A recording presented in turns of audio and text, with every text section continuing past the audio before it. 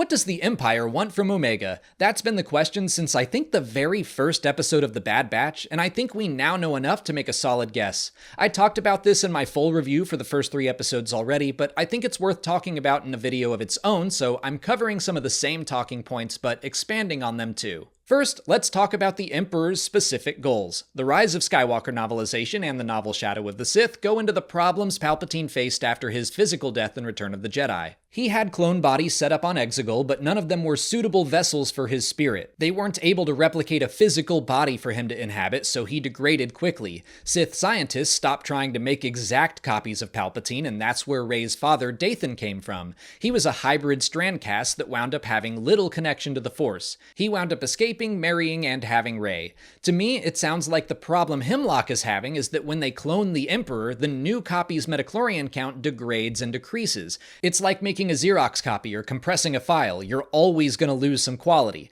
So I think they're taking each clone trooper's blood and then adding some of Palpatine's blood to it, and they're measuring some sort of reaction. And out of every clone tested, Omega's blood is the only one that provided the correct results. As Emery puts it, a positive M count transfer with no degradation from the specimen. So to put it simply, I think Omega's blood is the key to creating a clone that won't cause a decrease in midichlorian count.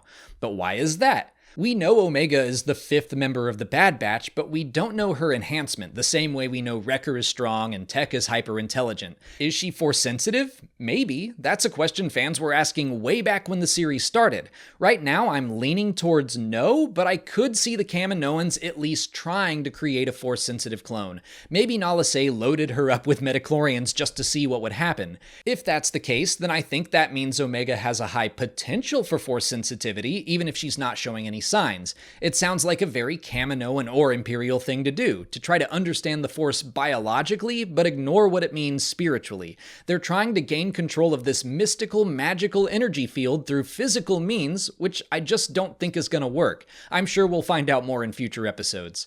We know that ultimately the Empire's efforts on Mount Tantiss are going to fail. We know Project Necromancer is still a thing in The Mandalorian, which is nearly 30 years after the events of the Bad Batch, and we know the Emperor's clones on Exegol don't work. I really like the idea that just by focusing on saving this one girl because she deserves a chance to live her own life and make her own choices, Hunter, Wrecker, Crosshair, Rex, Echo, and potentially the rest of the clones could be saving the entire galaxy from Darth Sidious.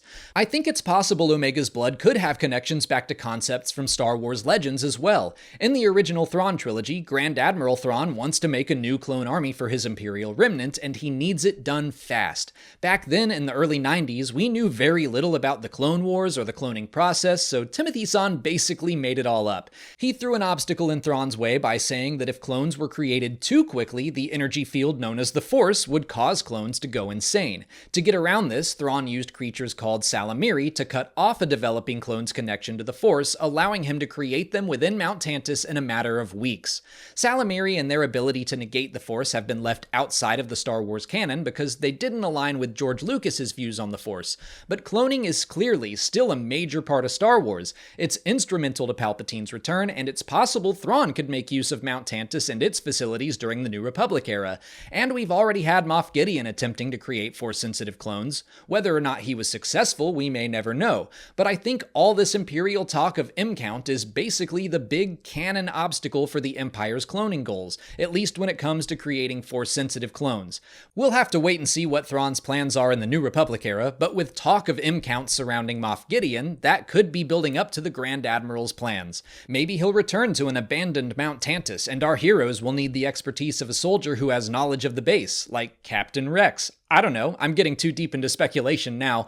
My point is that I really do think Omega and the story of the Bad Batch could have some strong connections to the future of Star Wars. I tend to be more reserved in my speculation, but something about all of this has definitely caught my attention.